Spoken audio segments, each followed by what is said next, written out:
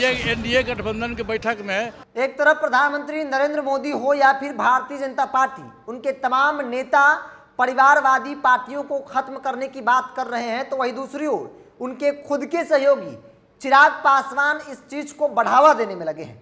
ऐसा हम क्यों कह रहे हैं, इस बात को समझने के लिए आज की मौजूदा परिस्थिति एनडीए के अंदर खासतौर पे चाचा भतीजे के बीच की जो लड़ाई है उसको समझना होगा। दरअसल रामविलास पासवान के धन के बाद विरासत की लड़ाई के चक्कर में पार्टी दो भागों में बढ़ गई।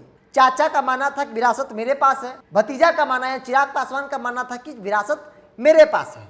ऐसे में पार्टी दो खेमे में बट गई है, पशुपति कुमार पारस गुट और चिराग गुट अलग अलग है। अब ऐसे में 24 और 25 का चुनाव है। 24 का लोकसभा चुनाव से पहले भारतीय जनता पार्टी अपने कुनबे को मजबूत करने में लगी है और इसी कड़ी में चिराग पासवान को भी अपने खेमे में ले ली है। चाचा पहले से ही उस खेमे का हिस्सा है, केंद्र में मंत्री हैं और चिराग भी अब इस खेमे का हिस्सा हो गए हैं।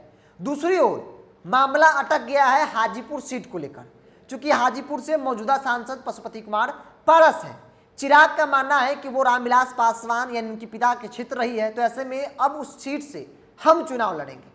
चिराग पासवान इसको लेकर एक नहीं कई बार बयानबाजी कर चुके हैं। चाचा भी उस सीट को छोड़ने को तैयार नहीं है। हाजीपुर सीट को लेकर चाचा भतीजे में 36 का आंकड़ा चल रहा है।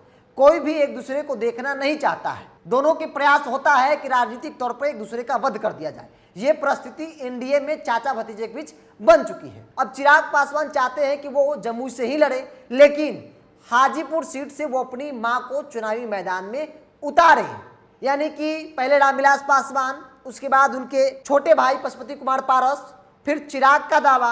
अब चिराग का मानना है कि चलो हम जमुई ही लड़ लेंगे, लेकिन उस सीट से मेरी मां रीना पासवान चुनाव लड़ेंगी। तो सवाल बड़ा है कि एक तरफ भारतीय जनता पार्टी, नरेंद्र मोदी और उनके तमाम जो नेता हैं वो क्षेत्रीय दल, परिवारवादी दल को खत्म करने की बात कर रहे हैं, तो वही दूसरी ओर चिराग पासवान परिवार की राजनीति को और आगे बढ़ाना चाहते हैं। जो पिता की विरासत है, राजनीतिक विरासत, हालांकि राजनीति में कोई विरासत तो नहीं होता है बेटा के पास पिता का, लेकिन ऐसा आज की तारीख में प्रमाणित देखने को मिलता है। चाहे वो तेजस्वी यादव हो, चाहे वो चिराग पासवान हो, चाहे वो जीतन मांझी के बाद उनके बेटे संतोष सुमन हो, एक नहीं कई ऐसे उदाहरण है इस देश में जहां पिता के बाद राजनीतिक तौर पर उनका उत्तराधिकारी जो उनका बेटा होता है, चाहे वो बेटा लायक हो या फिर नालायक हो, लेकिन विरासत बेटे के पास ही होता है।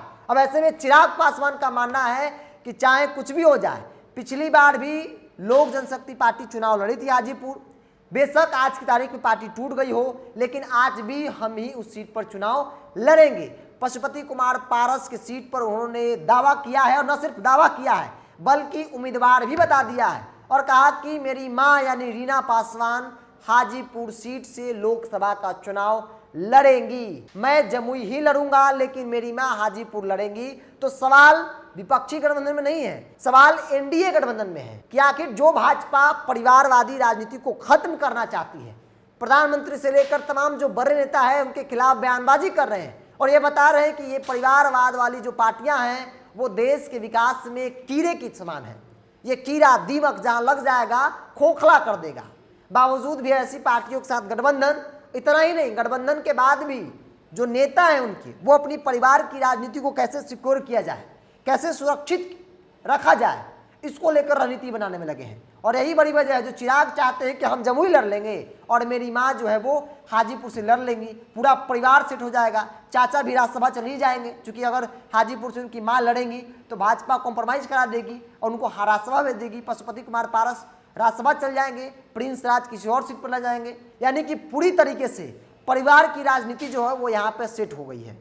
आमतौर पर इतनी परिवारवाद की राजनीति जितनी लोजपा दोनों गुट में होता है वो तो आरजेडी फिर बाकी पार्टियों में भी आपको देखने को नहीं मिलेगा। 10 सीटें मिली तो कम से कम 1-2 परिवार के लिए रखा जाता है, ऐसा देखा जाता है, बाकी सीटों को बांट दिया जाता है पार्टी और बाकी नेताओं में। लेकिन चिराग पासवान और चाचा भतीजे को मिला लिया जाए तो 6-7 मिलेगी, जिसमें 5 सीट परिवार के लिए होगा, 2 सीट एक कार्यकर्ता, संभवतः ऐसा हो सकता है एक कोई बड़े नेता, कोई बड़े उद्योगपति को मिल जाए, जैसा कि मिलता आया है, किसी को मिल जाए। तो ये चिराग पासवान, उनके चाचा पशुपति कुमार पारस और एनडीए की राजनीति है। भाजपा एक तरफ इन लोगों को खत्म करने की बात कर रही है तो दूसरी ओर ऐसे ऐसे नेताओं के साथ, ऐसे ऐसे दलों के साथ जो परिवारवाद का सबसे बड़ा प्रमाण है, उनके साथ गठबंधन कर आगे की रणनीति बना रहे हैं।